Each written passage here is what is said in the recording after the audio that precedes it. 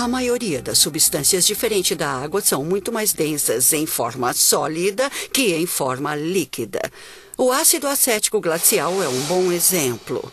Temos aqui uma amostra na forma sólida e, nestes recipientes, amostras em forma líquida. Como podem ver, o ácido acético glacial sólido reage de forma diferente da água. É assim que os chamados compostos normais reagem. E se a água não fosse tão rebelde, as consequências seriam catastróficas. Se a água reagisse como a maioria das substâncias, se a água congelada fosse mais densa que a forma líquida, então todo ano, quando um lago se congelasse, ele só congelaria embaixo da superfície. O gelo iria para o fundo do lago e começaria a crescer de baixo para cima e não de cima para baixo.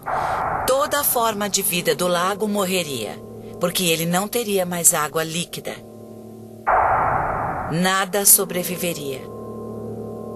Portanto, o fato de o gelo ser menos denso que a água líquida permite que a vida continue mesmo que a temperatura mude e fique frio no inverno. O que é responsável por essa excentricidade da água?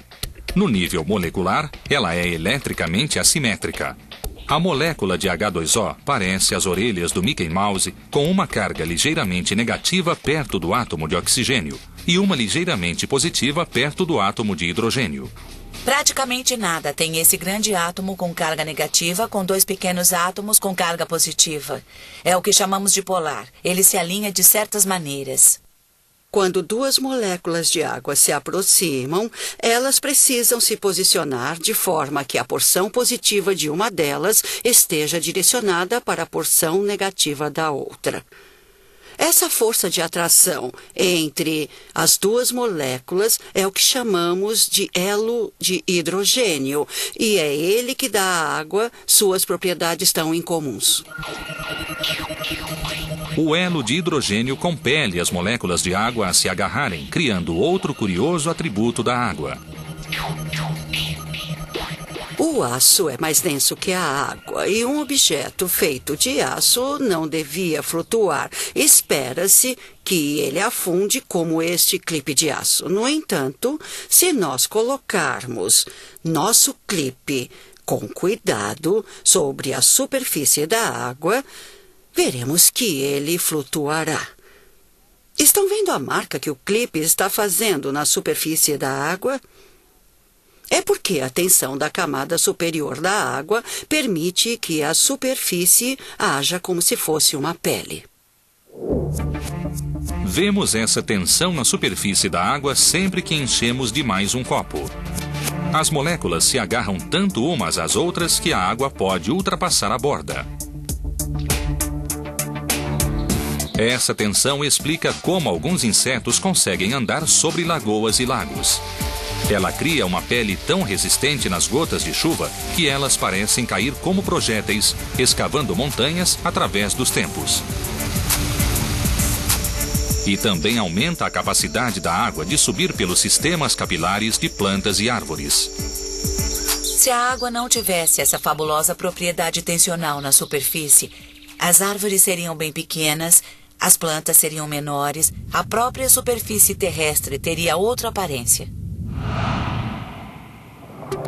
Mas o aspecto mais significativo da água talvez seja que praticamente qualquer coisa, exceto óleo, se dissolve nela. Os biólogos teorizam que o papel da água como solvente universal permitiu que a vida começasse no ambiente líquido de nossos oceanos. Se pensarmos nos requisitos para se atingir a complexidade necessária para gerar vida, temos de pensar em quantas possibilidades seriam possíveis, ou seja, de que modo se podem combinar moléculas ou até átomos para formar moléculas que gerem mais complexidade e produzam vida. A água é o solvente perfeito para que isso aconteça.